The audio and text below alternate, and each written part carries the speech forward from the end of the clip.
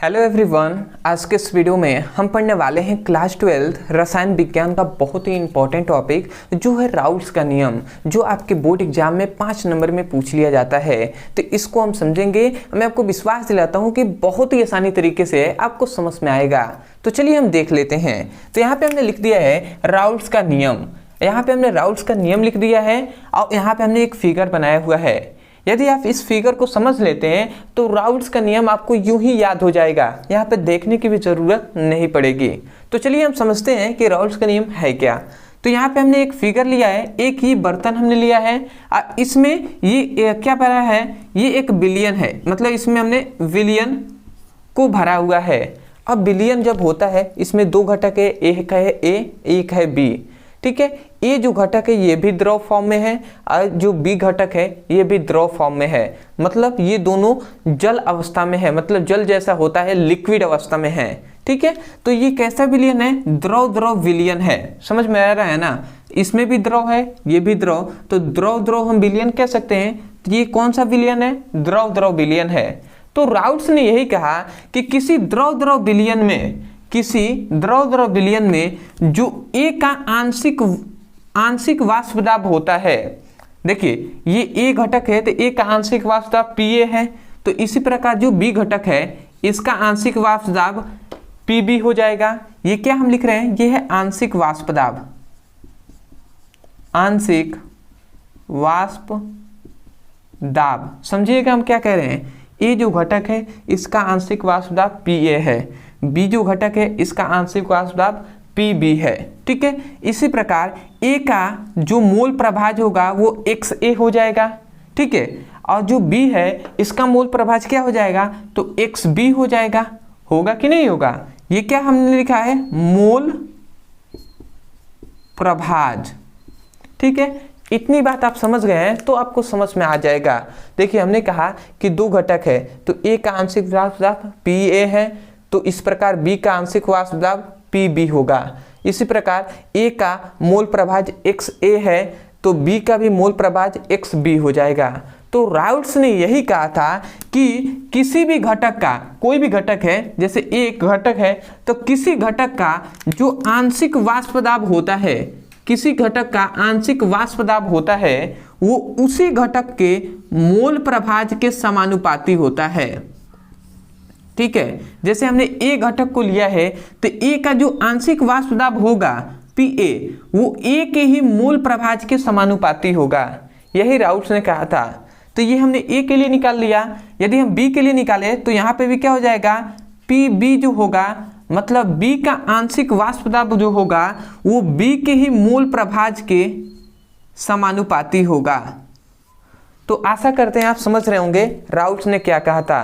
तो यदि आ जाता है कि राउल्ट्स का नियम लिखिए तो आप क्या लिखेंगे, याद रखेंगे कि जो क्या होता है, ये जो विलयन होता है ये एक निश्चित तापमान पर होता है। तो हम यही कहेंगे किसी निश्चित ताप पर, किसी निश्चित ताप पर द्रव द्रव विलयन का आंशिक वाष्प दाब उस घटक के मोल प्रभाज के समानुपाती होता है। समझ में आ रहा है ना। देखिए मैं अपने तरफ से पूरी कोशिश कर रहा हूं कि आपको यहीं से समझ में आए, रट्टा नहीं मारना है, रट्टा मारेंगे तब तो हो गया। तो आप यहीं से कोशिश कीजिए कि आपको याद हो जाए। आप क्या कहेंगे, किसी निश्चित तापमान पर या किसी निश्चित ताप पर द्रव द्रव विलयन में उपस्थित किसी घटक का आंशिक वाष्प दाब उस घटक के मोल प्रभाज के समानुपाती होता है। तो आशा करते हैं आप इस प्रकार याद कर लेंगे। और यही बात हमने यहाँ पर भी लिखा हुआ है। हमने क्या लिखा है, किसी निश्चित ताप पर द्रव द्रव विलयन में उपस्थित किसी घटक का आंशिक वाष्प दाब उस घटक के मोल प्रभाज के समानुपाती होता है। तो आशा करते हैं कि आप इस प्रकार कह देंगे। तो राउल्ट्स का नियम आप क्या लिखेंगे, राउल्ट्स के नियमों के अनुसार किसी निश्चित ताप पर द्रव द्रव विलयन में उपस्थित किसी भी घटक का आंशिक वाष्प दाब उस घटक के मोल प्रभाज के समानुपाती होता है। तो इस प्रकार आप बोल देंगे। मैंने 3-4 बार आपको कह दिया है, तो आशा करते हैं कि आपको याद हो गया होगा या आप इसको लिख लिए होंगे। ठीक है, आप 1-2 बार प्रैक्टिस स्वयं करिएगा, यहीं से देखकर वीडियो को रोक कर थोड़ा सा आप बोल सकते हैं इस प्रकार। तो आप क्या लिखेंगे, इस प्रकार तो केवल हम छोड़ेंगे नहीं, हम क्या लिखेंगे, हम लिखेंगे ए घटक का, हम क्या लिखेंगे, ए घटक का आंशिक वाष्प दाब। तो ए घटक का आंशिक वाष्प दाब PA है, ठीक है। उसी प्रकार B जो घटक है इसका जो आंशिक वाष्प दाब है वो PB हो जाएगा, ठीक है। फिर से हम लिखेंगे A का मोल प्रभाज, A का मोल प्रभाज क्या हो जाएगा, XA हो जाएगा। तो इसी प्रकार B का जो मोल प्रभाज होगा वो क्या हो जाएगा, XB हो जाएगा। यही बात हमने यहाँ पे लिखा हुआ है, ये हमने शॉर्ट फॉर्म में लिखा हुआ है, बट आपको यहाँ पे ये सब नहीं लिखना है। आप इसको लिखने के बाद ये फिगर बनाकर आपको यहाँ से लिखना है, समझ रहे हैं ना। हमने सबसे पहले A का आंशिक वाष्प दाब निकाला, फिर से B का आंशिक वाष्प दाब निकाला, और उसके बाद हमने A का मोल प्रभाज, फिर से B का मोल प्रभाज निकाल लिया। उसके बाद हम यहाँ से लिखेंगे तब राउल्ट्स के अनुसार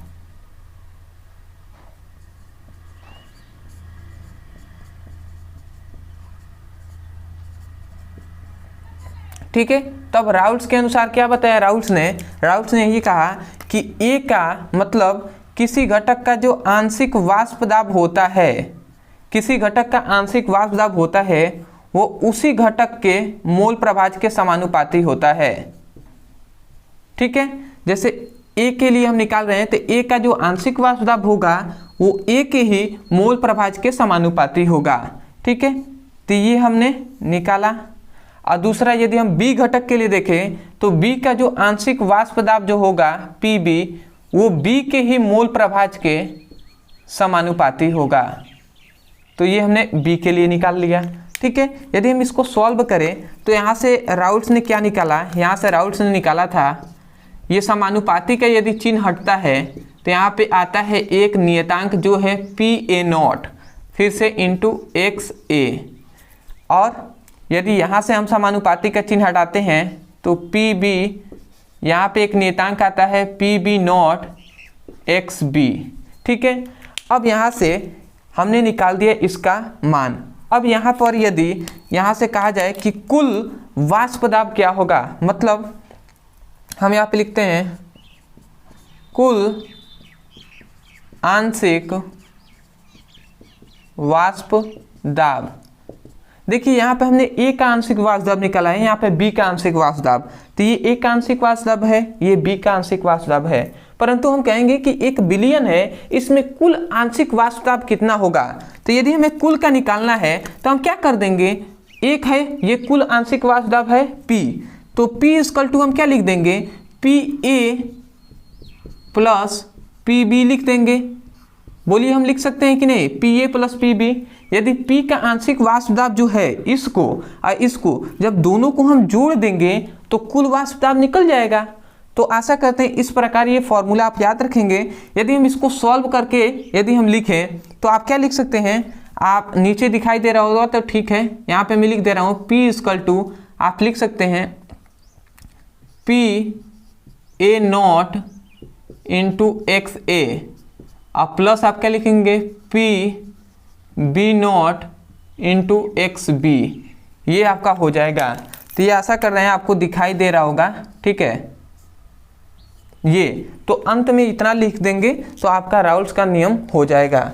तो आप राउल्ट्स का नियम लिखिएगा। एक बार और मैं अंत में बोल दे रहा हूँ क्योंकि मैं चाहता हूँ कि आपको बहुत ही आसानी तरीके से आपको समझ में आए, और सबसे इम्पोर्टेंट कि आपको रटना ना पड़े, आप इसको समझ कर याद करें। तो यहीं से हमने क्या कहा था, हमने कहा था राउल्ट्स के नियमों के अनुसार किसी निश्चित ताप पर, ठीक है, किसी निश्चित ताप पर द्रव विलयन में उपस्थित किसी घटक का आंशिक वाष्प दाब उस घटक के मोल प्रभाज के समानुपाती होता है। यही बात हमने इतना लिखा हुआ है। उसके बाद आप इस साइड में एक फिगर ये बना लीजिएगा और उसके बाद यहाँ से लेकर और यहाँ तक आपको लिख देना है, ठीक है। ये हमने समझाया है ना, वही हमने यहाँ पर लिखा हुआ है। तो आशा करते हैं कि आपको राउल्ट्स का नियम अच्छे से समझ में आ गया होगा।